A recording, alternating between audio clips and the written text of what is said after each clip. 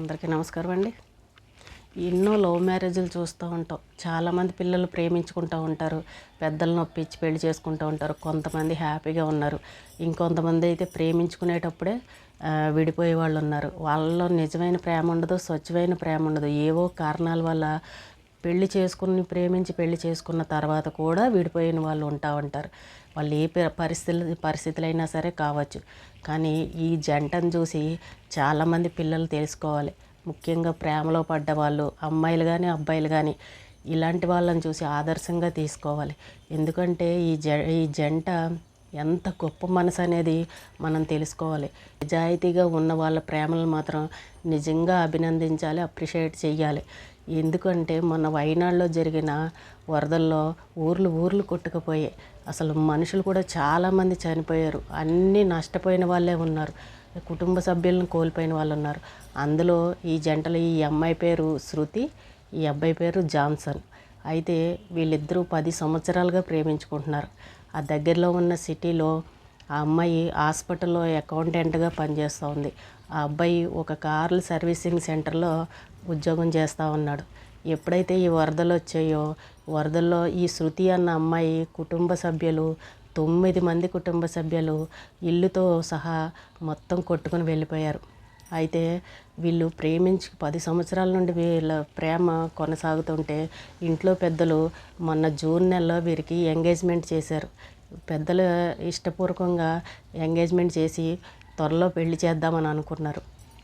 అయితే ఈలోపు ఈ వరదల్లో శృతి కుటుంబ సభ్యులు మొత్తం కొట్టుకు వెళ్ళిపోయి చనిపోవడం జరిగింది. అయితే వీళ్ళ అమ్మ బాడీ అయితే దొరకపోతే కొద్ది రోజులకి ఎక్కడో వీళ్ళ అమ్మ బాడీని ఖననం చేశారన్న విషయం తెలిసింది. అయితే ఆవిడ కూడా DNA టెస్ట్ ద్వారా తెలుసుకున్న తర్వాత ఇంకా వాళ్ళ అమ్మ బతికుందేమో అని అప్పటిదాకా కొంచెం ఉన్న ఆశల్ని, వాళ్ళ అమ్మ కూడా చనిపోయిందనేసరికి మొత్తం కుటుంబ సభ్యుల్ని అందరినీ కోల్పోయింది ఆ అమ్మాయి. చూడండి, ఇప్పుడు ఒంటరిది అయిపోయింది. అలాగే పెళ్ళికని కొన్న 15 తులాల సవర్ల బంగారం కూడా ఈ వరదల్లో కొట్టుకుపోయింది. ఆస్తులు లేవు, కుటుంబ సభ్యులు లేరు, ఏదీ లేదు. మొత్తం అన్నిటినీ సర్వం కోల్పోయింది ఆ అమ్మాయి. అప్పుడు ఆ అబ్బాయి తను చేసే ఉద్యోగాన్ని మానేసి ఇంకా ఈ అమ్మాయి కోసం ఇక్కడికి వచ్చి ఈ కుటుంబ సభ్యులందరికీ వారికి అంత్యక్రియలు అవి చేసి, నేనున్నాను నీకు తోడుగా, నీ దగ్గర ఏమీ లేకపోయినా సరే నువ్వే నాకు కావాలి, నేను నిన్ను మనస్ఫూర్తిగానే ప్రేమిస్తున్నాను, నిన్ను తొందరలోనే పెళ్లి చేసుకుంటానని చెప్పేసి ఇంకా అమ్మాయి చెయ్యి వదలకుండా, అంత కష్టకాలంలో ఉన్న అమ్మాయిని నేను నీకు తోడుగా నేను ఉంటాను అని ఆ అమ్మాయిని సెప్టెంబర్లో రిజిస్టర్ మ్యారేజ్ చేసుకుంటానని చెప్పడం జరిగింది. చూసారా, నిజమైన ప్రేమ అంటే ఈ విధంగా ఉండాలి. అంటే ఒకప్పుడు అన్నీ ఉన్నా కూడా ఏదో ఒక సమయంలో ఏదో ఒకటి కోల్పోవచ్చు. అలాంటప్పుడు కూడా నేను నీకు తోడుగా ఉన్నాను అని నిలబడే విధంగా ఉండాలి. ఇలాంటి వాళ్ళని చూసి ప్రేమించే వాళ్ళు ఖచ్చితంగా తెలుసుకోవాలి. అన్నిటికీ సర్వం సిద్ధం అయిన తర్వాతే ఇలాంటి ప్రేమల్లో దిగాలి. ఇప్పుడు ఇద్దరు సెటిల్ అయ్యారు, ఇద్దరికీ ఉద్యోగాలు ఉన్నాయి, వాళ్ళ కాళ్ళ మీద వాళ్ళు ధైర్యంగానే బతకగలరు. కాబట్టి ఇప్పుడు అందరినీ సర్వస్వం కోల్పోయినా కూడా వాళ్ళకంటూ ఒక ఉద్యోగాలు ఉన్నాయి, బతకగలమనే ధైర్యం ఉండి చక్కగా ఇప్పుడు ఆ జంట తొందరలో పెళ్లి చేసుకోబోతున్నారు. కాబట్టి ఇలాంటి వాళ్ళని ఆదర్శంగా తీసుకుని ఎవరైనా సరే ప్రేమించుకునే వాళ్ళు ఒకరిని ఒకరు మోసం చేసుకోకూడదు. అమ్మాయిలు కానీ అబ్బాయిలు కానీ నిజాయితీగా ప్రేమించాలి, ఏ స్వార్థం ఉండకూడదు. కొంతమంది ఈ అమ్మాయి వెనకాల బంగారాలు ఉన్నాయి, ఆస్తులు ఉన్నాయి, లేకపోతే వీళ్ళు బాగా ఉన్న ఫ్యామిలీ అని ప్రేమిస్తూ ఉంటారు.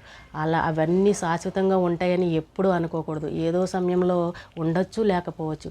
అవి లేకపోయినా కూడా మనస్ఫూర్తిగా ఆ అమ్మాయిని వదిలిపెట్టను, జీవితకాలం నాకు తోడుగా ఉంటానని చెయ్యి అందించి ధైర్యంగా నిలబడాలి. అది నిజమైన ప్రేమ అంటే. మనస్ఫూర్తిగా ప్రేమిస్తే ఇలాంటి వాళ్ళు చక్కగా ఇలా ఉండాలన్నమాట.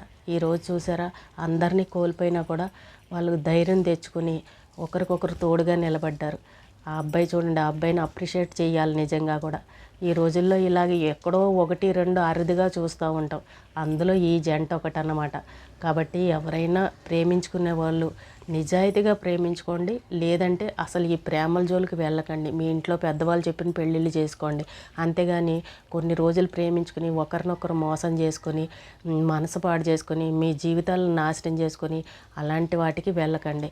అన్నిటికీ సిద్ధంగా ఉన్నాము మేము అని అనుకుంటేనే ఇలాంటి ప్రేమల జోలికి వెళ్ళండి. చూసారా, వీళ్ళని ఆదర్శంగా తీసుకోవాలి ఎవరైనా సరే ప్రేమించుకునే వాళ్ళు, అబ్బాయిలు కానీ అమ్మాయిలు కానీ. ఈరోజు ఇదేనండి విషయం. రేపు మళ్ళీ కలుద్దాం.